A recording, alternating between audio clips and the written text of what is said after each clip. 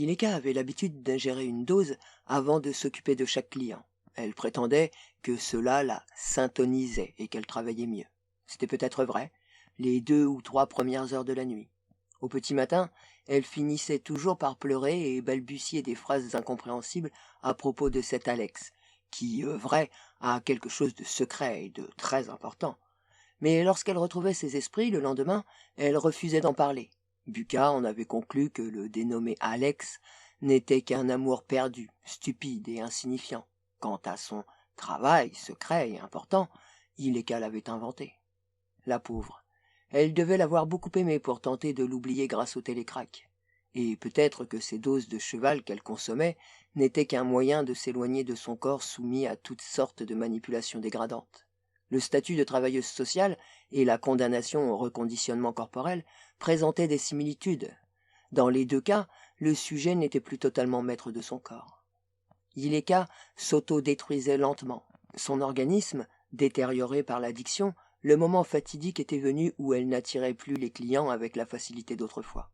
Pourtant, elle s'était fait accepter par Koldar, le Sétien, et avait quitté la planète avec lui. Où était-elle à présent? Et dans quel état? Les humanoïdes sétiens étaient l'espèce galactique la plus proche de l'Homo sapiens, quoique plus beau, plus séducteur et plus dangereux. Mâles et femelles parcouraient la Terre toujours à la recherche de candidats pour leur bordel d'esclaves. Ils payaient très bien, et nul ne faisait l'amour comme eux. Bucca avait failli accompagner Ileka, mais elle avait préféré se fier aux rumeurs. De terribles histoires circulaient sur les antres de Toseti, sur des filles obligées de pratiquer des copulations antinaturelles, avec les polypes d'Aldéraban ou les gusoïdes segmentés de Rigel, des pratiques qui les tuaient, les mutilaient ou leur transmettaient de répugnantes maladies vénériennes incurables. Et il y avait des choses pires que les bordels.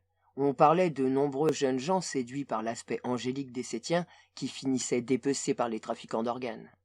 Il devait y avoir une grande part d'exagération dans ces histoires. Quel intérêt, y compris zoophile, pouvaient présenter les humains pour des êtres de reproduction asexués comme les polypes ou les gusoïdes? Mais d'un naturel prudent, sachant qu'il y a toujours un fond de vérité derrière une rumeur, Bucca avait décidé de laisser Ileka partir seule. Son amie, dans le meilleur des cas, était à présent soumise aux caprices de Koldar, tout Sétien dissimulant une volonté implacable sous son apparence charmeuse. Quel dommage! Avant d'être intoxiqué de drogue, le corps d'Ileka avait été superbe. Celle Shaliman les aurait peut-être prises toutes les 2. Pour un gordien, 2 filles serviraient mieux qu'1. Presque sans s'en rendre compte, ils passèrent dans l'anneau intérieur du cosmodrome, réservé aux voyageurs en partance ou aux arrivants. Les mouvements du gordien se firent plus calmes. Il connaissait bien mieux cette zone et s'y sentait plus en sécurité que dehors, bien que seul un humain haïssant ses semblables agresserait un insectoïde. La seule fois que l'un d'eux avait été victime d'un groupe d'assaillants, l'arme géophysique avait de nouveau parlé, et Londres avait disparu, emporté par un raz de marée. Le message avait été clair. Les Gordiens pouvaient désormais se promener en sécurité sur toute la planète. Plus encore, un individu assez fou et suicidaire pour tenter de blesser l'un de ces insectoïdes aurait beaucoup de mal à y parvenir. La cuirasse de chitine brillante de Sel Shaliman était presque invulnérable aux projectiles, et il était formellement interdit, sur Terre, de détenir des armes à énergie, ainsi que les technologies permettant leur fabrication. Les agents de la sécurité planétaire et leurs mini-mitrailleuses s'assuraient que ces dispositions soient scrupuleusement respectées. Blindés, avec leurs 4 bras et leurs 4 pattes maigres mais extrêmement puissants, les Gordiens étaient des lutteurs très rapides, qui ne cédaient en force, et de peu, que devant les massifs collinsiens. En outre, ils possédaient un aiguillon avec lequel ils inoculaient un venin létal à leurs victimes, mais qu'ils pouvaient utiliser tout autrement, comme Bucca le savait trop bien. Dans l'anneau interne de l'astroport, on ne trouvait ni cyberdrogués ni travailleuses sociales. Seuls les voyageurs avaient accès à cette zone. Par les grandes baies en cristal acier, on distinguait la piste avec ses lanceurs disposés en fils ordonnés et, dans un coin, des patrouilleurs suborbitaux aérodynamiques et vieillots. Bucca sourit, amusé. De toute évidence, malgré les fanfaronnades de la sécurité planétaire sur le maintien du contrôle, le problème des sorties illégales de la planète devenait de plus en plus aigu. Ils avaient dû acheter aux Xénoïdes tellement de ces vaisseaux pour contrôler les fugitifs que leurs propres astroports n'étaient pas suffisants pour les entretenir tous. Buka entrait pour la première fois dans le dernier anneau d'un astroport. Le simple fait de parcourir ces couloirs garantissait que Sel Shaliman respecterait sa parole. Elle embarquerait bientôt sur un lanceur, puis sur un hypervaisseau pour s'éloigner de la Terre. Pour toujours. À cette idée, la nostalgie s'empara d'elle, avec son cortège de souvenirs. Elle se rappela sa naissance sur cette petite île dont elle préférait oublier le nom. De sa mère, contente d'avoir enfin la fille qu'elle désirait tant, la baptisant du nom de Maria Elena. De son père, astronaute barbu de la patrouille chasse-satellite, rarement présent à la maison, toujours entre deux voyages. Elle se remémora son enfance sans pauvreté, sans dépendance de l'aide sociale. À l'époque, elle croyait que les agents de la sécurité planétaire avaient pour mission de la protéger. Elle croyait en l'hospitalité terrienne et en la bonté des Xénoïdes. Et sa mère la regardait et soupirait, comme pour lui dire « Joue et profite aujourd'hui, tu auras toujours le temps de souffrir demain. » Et Dieu sait qu'elle avait souffert. Mais nul ne pourrait lui retirer ses années de bonheur infantile. Ensuite, tout s'était passé très vite. À l'âge de 10 ans, elle avait découvert les mensonges du protectorat galactique, la cruauté de l'ultimatum et la réalité des Xénoïdes. Son cadeau d'anniversaire avait été un voyage d'1 semaine à Hawaï avec ses parents. Ils étaient même allés jusqu'à l'astroport pour prendre un lanceur suborbital. Elle avait adoré, sans savoir que c'était la dernière fois que sa famille serait réunie. Lorsqu'il croyait qu'elle ne les voyait pas, son père et sa mère pleuraient. Ils se serraient l'un contre l'autre sans que Buka comprît pourquoi. Jusqu'à ce que, après des heures passées dans la salle d'attente du cosmodrome, les fonctionnaires de l'aide sociale viennent la récupérer. Elle avait alors su qu'elle ne reverrait plus jamais ses parents. Croulant sous les dettes, ils s'étaient vendus au reconditionnement corporel à vie. Ils avaient exigé ce voyage d'adieu et la protection de leur fille jusqu'à ses 15 ans. Croyant lui épargner leurs dettes, ils avaient fait d'elle une esclave à vie de l'agence touristique planétaire. Elle ne leur avait jamais pardonné. Elle avait connu l'enfer de l'internat, au milieu de gamins nés dans la rue et promis à la délinquance presque dès leur premier cri. Dans un tel environnement, une enfance heureuse et insouciante constituait un sérieux handicap. Les fillettes de la rue, élevées au milieu des guerres territoriales entre les yakuza et la mafia, fuyant les xénoïdes qui recherchaient des terriennes jeunes et saines, possédaient une ruse qui lui faisait défaut. Elles étaient aussi fortes et agressives que des animaux sauvages. Elles la détestaient et l'enviaient parce qu'elle était différente, parce qu'elle était belle et avait des manières, parce qu'elle était grande et bien fichue. Elles la haïssaient et le lui montraient, en se moquant d'elle, en l'humiliant, en la frappant. Cela avait été dur, mais elle s'était adaptée. Elle avait appris. Elle s'était endurcie. Ainsi, lorsque la prime payée par les gens du reconditionnement corporel à la mort de ses parents devenus fous pour son éducation était parvenue à son terme, elle s'était échappée de l'internat avant que d'autres décident quoi faire d'elle. Elle savait ce qu'elle voulait. Fuir la terre à tout prix. Elle ne possédait aucun don artistique ou sportif et une éducation très basique. Et il était hors de question qu'elle risque sa vie en tentant une sortie illégale dans l'espace. Elle connaissait le moyen le plus sûr de réaliser son objectif, devenir travailleuse sociale indépendante et se débrouiller pour qu'un xénoïde l'emmène. Les touristes de la galaxie paraissaient apprécier la douceur et la gaieté des humaines et surtout leur capacité à simuler des relations non payantes. Quant à elle, elle avait perdu sa virginité depuis si longtemps. Elle était belle, effrontée, courageuse et désirait faire son chemin, et elle enrageait contre le monde entier. Sans document, il était impossible de devenir une travailleuse sociale officielle, d'appartenir à celles qui versent une partie de leurs gains à l'agence touristique planétaire, et, en échange, reçoivent une protection sociale, salaire minimum, retraite garantie et assistance médicale gratuite. Mais rien de tout cela ne l'intéressait. Elle voulait réussir seule, ou mourir. Au début, elle avait cru ne pas pouvoir y arriver. Son premier client, un centaurien trompeusement aimable, avait demandé un service complet dans son hôtel, et elle, qui n'avait jamais été traitée comme une dame, avait accepté naïvement. Cela avait d'abord été plutôt agréable. Elle avait eu plusieurs orgasmes. Mais le xénoïde continuait, encore, et l'acte était devenu un supplice qui avait duré des heures et des heures. Elle s'était débattue, avait donné des coups de pied et rampé, tentant de s'échapper. C'était inutile. Le centaurien était bien plus fort qu'elle. Folle de douleur, elle avait hurlé pour appeler à l'aide. Mais les chambres de l'hôtel étaient insonorisées, ou le personnel humain trop accoutumé aux cris des travailleuses sociales. Personne n'était venu. L'accouplement, interminable et sadique, s'était terminé lorsqu'elle avait perdu connaissance. Elle était restée prostrée, les entrailles endolories et comme emplies de gélatine.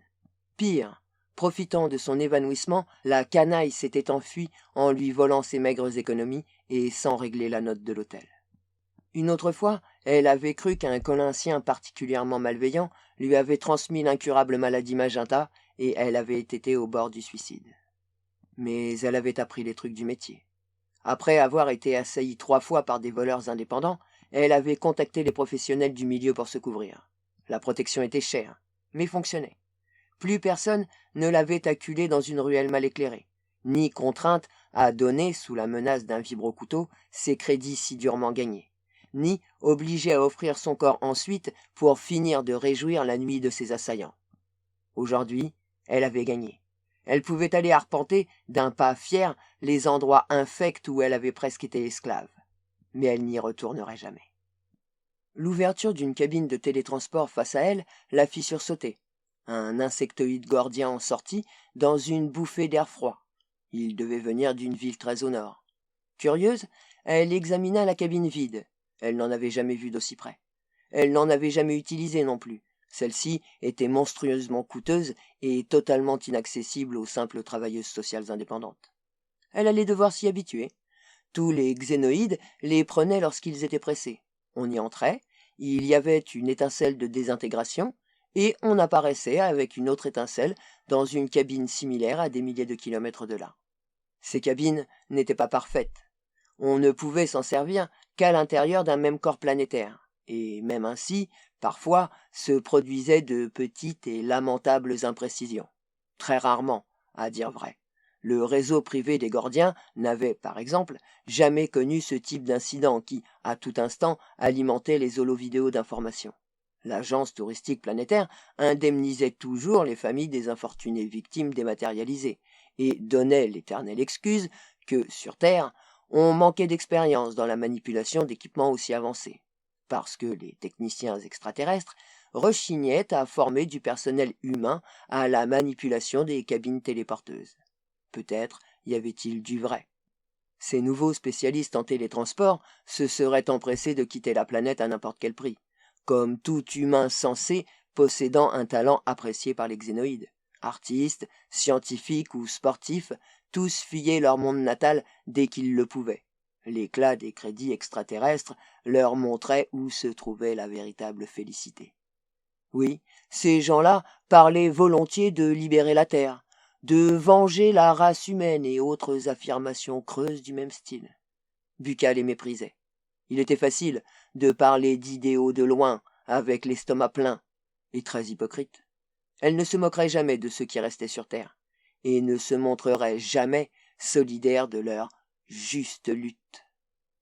Bang, bang, bang, 3 coups isolés, puis le crépitement reconnaissable d'armes automatiques de petit calibre. Bucca se retrouva étendu au sol avant de comprendre ce qui se passait. Ce réflexe l'avait trahi. Nul ne survivait dans les faubourgs s'il restait debout alors que des tirs retentissaient. Un peu blessée dans son amour-propre, elle regarda autour d'elle. Les hommes de la sécurité planétaire poursuivaient un terroriste solitaire. L'homme sautait avec une incroyable souplesse de colonne en colonne, leur échappant et tirant avec un fusil à répétition antédiluvien. Il avait dû ingurgiter une dose phénoménale de mimétique félin, une drogue militaire sans dépendance qui procurait la redoutable agilité et les réflexes des chats. Ceux de l'Union xénophobe pro-libération terrienne avaient l'habitude de l'utiliser lors de leurs actions commando. Les effets de la descente généraient un affaiblissement et une dépression dévastateurs qui laissaient le sujet totalement sans défense. Mais une nouvelle dose éliminait ces symptômes. Le cycle pouvait se répéter jusqu'à ce que le sujet périsse, une fois toutes ses réserves physiques et mentales épuisées. mais après avoir été actif jusqu'à l'ultime seconde. Vaincu par le nombre et par l'armement, l'homme, qui se prenait pour un chat, tomba, atteint de plein fouet par les rafales des agents de la sécurité. Ils continuèrent de tirer jusqu'à ce qu'il ne subsiste du corps que des restes méconnaissables. Le mimétique félin procurait également une incroyable résistance aux blessures. Plus d'un agent avait vérifié dans sa chair qu'un terroriste pouvait encore lui ouvrir le ventre d'un coup de griffe, même avec une douzaine de balles dans la poitrine. Lorsque les employés de l'hygiène de l'astroport récupérèrent ce qui restait du cadavre et que le trafic revint à la normale, Buka se leva et regarda autour d'elle, cherchant des yeux Sel Shaliman. Elle craignait une entourloupe de dernière minute. L'abandonner, ici, au milieu de l'astroport, serait le comble de l'ironie. La voix d'un agent de la sécurité planétaire, à la fois poli et autoritaire, résonna dans son dos. « Veuillez vous identifier, s'il vous plaît. » Le canon d'une arme encore chaude s'appuya de manière insistante sur son épaule. Buka se retourna, furieuse. Si cet idiot avait abîmé ses vêtements, il allait voir. « Je croyais que l'accès de cette zone était interdit aux indépendantes, » poursuivit l'homme. Il y avait du mépris dans la voix qui sortait du casque occultant les traits de l'agent. Toute amabilité l'avait quitté. « Jolie fringue » insista l'agent. « Dommage que, même vêtue de soie, une pute reste une pute. Viens avec moi, chérie. Toi et moi, on va clarifier quelques détails en privé. Et tu vas devoir être très gentille si tu ne veux pas que je t'accuse de complicité avec cet imbécile. » Il désigna de sa mini-mitrailleuse le terroriste que ses collègues avaient transformé en un amas de chair sanguinolente. « Attendez, c'est une erreur. Je suis avec... » tenta d'expliquer Buka, tremblante à la fois de peur et de rage. C'était le traitement habituel que réservaient ceux de la sécurité planétaire à celles qui pratiquaient son négoce, du sexe en échange de l'impunité. Mais comment l'avait-il reconnue malgré ses vêtements de luxe? Elle se sentit soudain aussi nue et vulnérable que lorsqu'elle se promenait dans l'autre astroport, vêtue d'une veste transparente et d'un minuscule cache-sexe fluorescent. « Je me fiche de savoir avec qui tu es venue. Tu pars avec moi, princesse. » l'interrompit l'homme impatient, et il tendit une main gantée pour lui agripper le bras avec rudesse. Buka ferma les yeux et se recroquevilla comme un enfant qui s'attend à recevoir un coup de son père. Où était Sel Shaliman? Tout cela n'avait-il été qu'un rêve? Elle aurait dû s'en douter.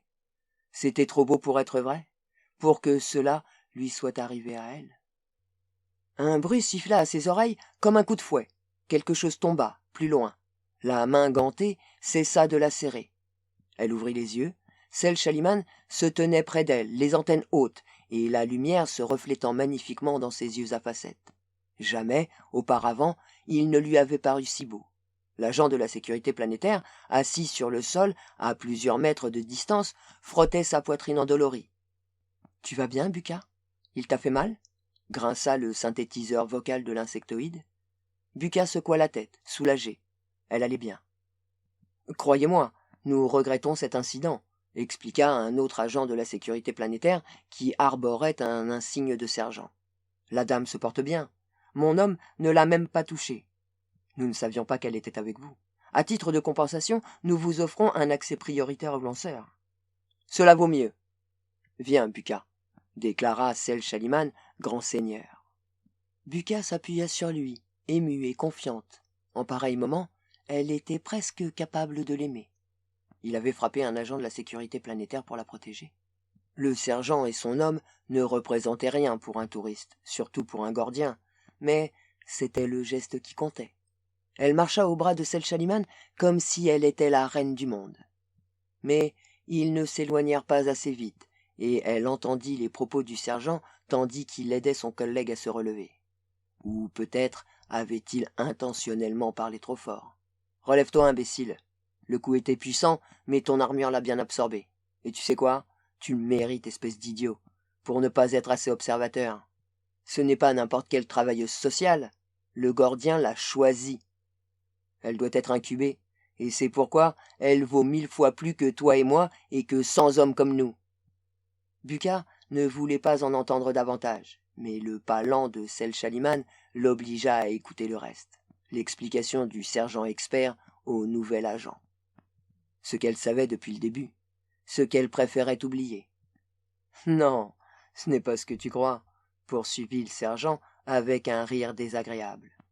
Les Gordiens sont hermaphrodites. Ils se reproduisent une seule fois puis ils meurent, mais il leur faut déposer leurs œufs dans un autre être vivant. L'incubatrice doit être à sang chaud, la plus intelligente possible.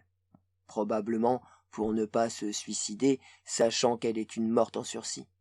Pour qu'elle tienne assez longtemps, afin que les œufs éclosent, et que les larves se nourrissent de ses entrailles en toute tranquillité. Et il semble que les êtres humains, surtout sans drogue ni implant, soient les créatures idéales. Quand cela se produira-t-il? Eh bien, si j'en juge d'après la couleur de sa carapace, pas avant quelques années. Notre amie va pouvoir obtenir tout ce qu'elle a toujours désiré, jusqu'à ce que le Gordien sente que le moment est venu de s'occuper de la continuité de son espèce. Je ne voudrais pas être à sa place à ce moment-là. Bucca n'y tint plus. Se détachant précipitamment de Sel Shaliman, elle fit demi-tour pour toiser le sergent. L'homme avait ôté son masque, ses traits comme taillés à la serpe. Bucca déglutit en le reconnaissant. Ses yeux fatigués de voir toute la misère de l'univers la regardaient de telle façon qu'elle ne put que bredouiller, confuse, mais avec un calme dont elle ne se serait jamais crue capable.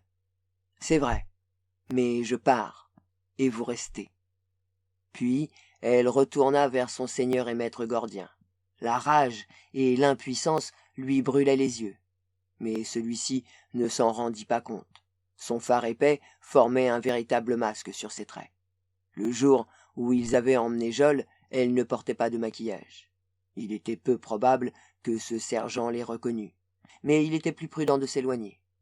Dès qu'elle aurait une opportunité, elle prierait Sel Shaliman de faire jouer ses relations pour que ce sergent soit puni, d'une façon ou d'une autre. Elle était sûre qu'il accéderait à sa requête, pour lui plaire. Cette idée la calma, et peut-être était-elle trop dure avec cet homme. Il paraissait en connaître beaucoup sur les Gordiens, et il lui avait confirmé ce que disait Sel Shaliman. Jusqu'à ce que sa carapace grisâtre ne devienne entièrement foncée, l'heure ne serait pas venue. Elle avait plusieurs années devant elle, et ensuite... Comment cela se passerait-il? Sel Shaliman lui en avait un peu parlé. L'aiguillon ovaux fécondateur pénétrerait doucement et sans douleur dans son vagin pour déposer son précieux fardeau dans le plus protégé des organes humains, l'utérus. Cela pourrait même être agréable, et les œufs étaient si délicats que parfois ils mettaient des années à éclore. Certains n'y parvenaient jamais. Peut-être aurait-elle de la chance, comme aujourd'hui? Ou peut-être pourrait-elle avec un poison métabolique? Elle avait plusieurs années. Il valait mieux se faire à l'idée. Après tout, elle allait vivre à fond le meilleur de sa jeunesse, et, comme on dit, mourir jeune et faire un beau cadavre. Elle ne souffrirait pas. D'après le Gordien, les larves sécrétaient un analgésique puissant. Elle en profiterait jusqu'au bout, avec la vitalité agonisante d'un drogué au mimétique félin. Et elle n'allait pas se priver. Tous ses caprices seraient exaucés. La fortune de Sel Shaliman était immense, bien suffisante pour acheter les plus beaux vêtements de l'univers, pour manger les mets les plus exotiques, pour voyager jusqu'aux stations balnéaires les plus en vue. Elle aurait tous les amants qu'elle voudrait.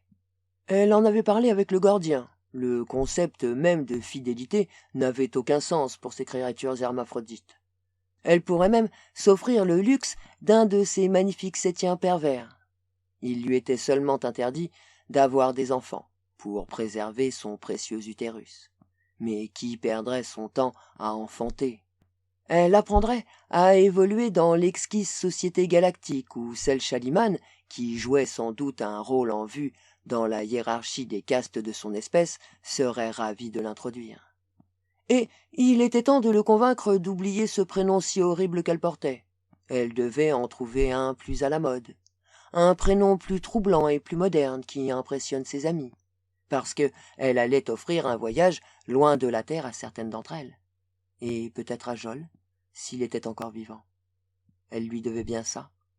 Bucca traversa en souriant l'ultime contrôle de l'astroport et monta à bord du lanceur qui allait la conduire jusqu'à l'hypervaisseau en orbite. Un prénom japonais sonnerait mieux. Ils étaient très en vogue. avec 4 syllabes comme il les aimait, Oruzaki ou quelque chose comme ça. Oui, il était important de le choisir, ce nouveau prénom, le plus vite possible.